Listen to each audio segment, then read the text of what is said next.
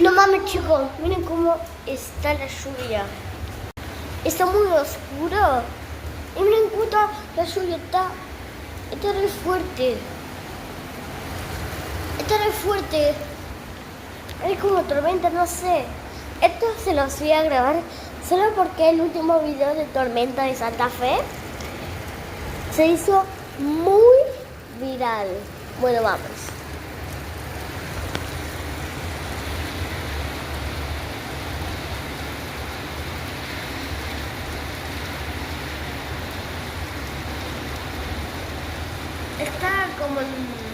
Está como una neblina.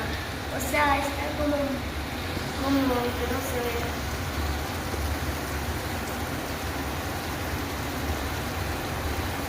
Hay niebla, iba a decir, hay niebla.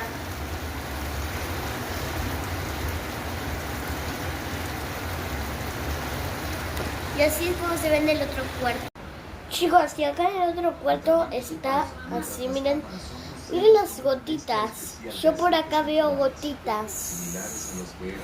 Y mi mamá está viendo National Geographic en español. Bueno, chicos, eso le iba a mostrar cómo estaba intensa la lluvia. Espero no esté, chicos, espero no se inunde mi barrio.